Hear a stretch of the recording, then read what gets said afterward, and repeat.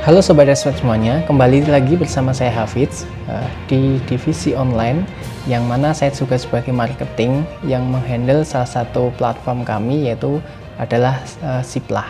Jadi ada beberapa pertanyaan dari Sobat Desmet mengenai apa sih itu Siplah. Kami akan mencoba menjelaskan dari pengalaman kami apa sih itu Siplah. Jadi yang pertama, ada satu pertanyaan dari Sobat Desmet. Yang pertama ya, ini ada apa sih itu Siplah? Dari kepanjangannya sendiri, Siplah itu adalah Sistem Informasi Pengadaan Sekolah. Nah, apa sih fungsi dari Siplah ini dan bagaimana kegunaannya? Jadi, Siplah ini adalah disediakan oleh Kementerian Pendidikan ataupun Kemendikbud untuk mempermudah transaksi pembelanjaan barang maupun jasa dari satuan pendidikan ataupun sekolahan kepada pembelinya, yaitu UMKM di Indonesia. Dengan adanya Siplah ini akan membantu mempermudah sistem transaksi baik dari pembeli maupun penjual dalam platform Siplah ini.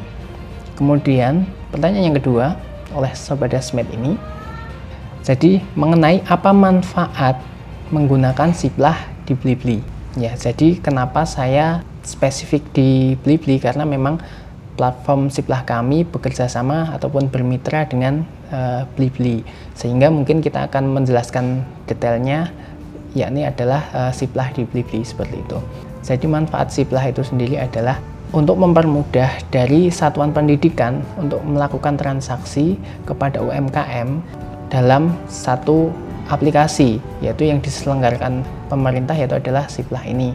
Sehingga dengan transaksi ini di dalamnya sudah termasuk pembayaran pajak, yang mana ini akan mempermudah dari sekolahan ataupun satuan pendidikan dan juga dari UMKM untuk kepengurusan pajak, yang artinya dengan sekali transaksi di Siplah ini maka sudah terselesaikan. Yang pertama adalah pengadaan pembelanjaan, yang kedua adalah proses untuk melakukan pembayaran pajak itu sendiri.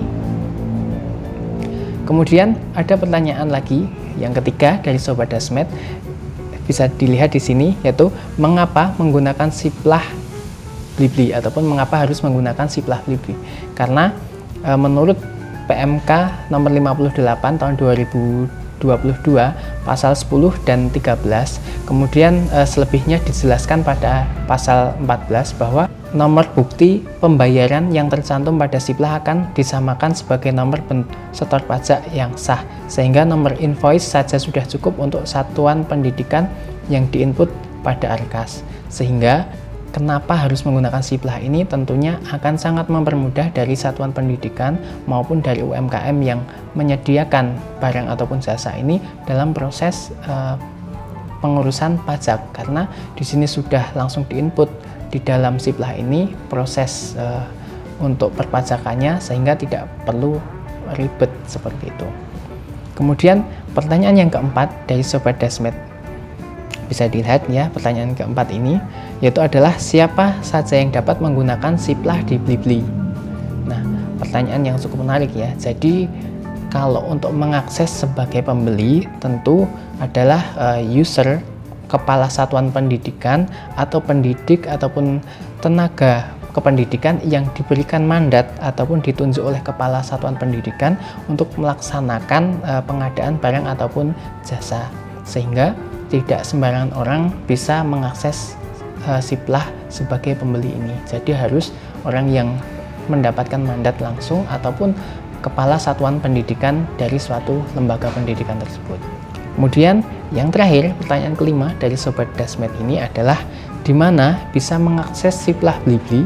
Tentunya ini akan menjadi sesuatu yang menarik karena mitra Siplah sendiri belum semuanya menyediakan platformnya yang bisa diakses melalui aplikasi khusus di ponsel, sehingga akan lebih efektif kalau Siplah di Blibli yang kami miliki ataupun mungkin Siplah-Siplah yang lain itu melalui browser, melalui internet seperti itu, sehingga melalui PC ataupun melalui browser itu akan lebih mempermudah dari satuan pendidikan untuk mengakses Siplah ini dalam rangka untuk melakukan pembelian.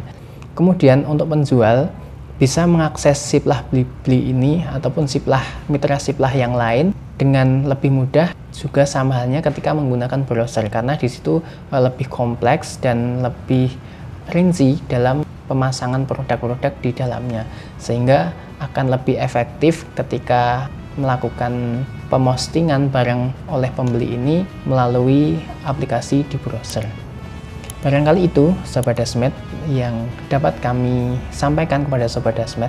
Barangkali nanti masih ada pertanyaan, bisa disambung lagi dan akan kami jawab dengan sesuai apa yang kami ketahui. Dan apabila ada hal yang mungkin kurang tepat, mungkin juga bisa diklarifikasi ataupun bisa dibantu untuk memperjelas apa yang mungkin belum jelas dari yang kami sampaikan. Terima kasih Sobat Dasmed semuanya, semoga sehat selalu.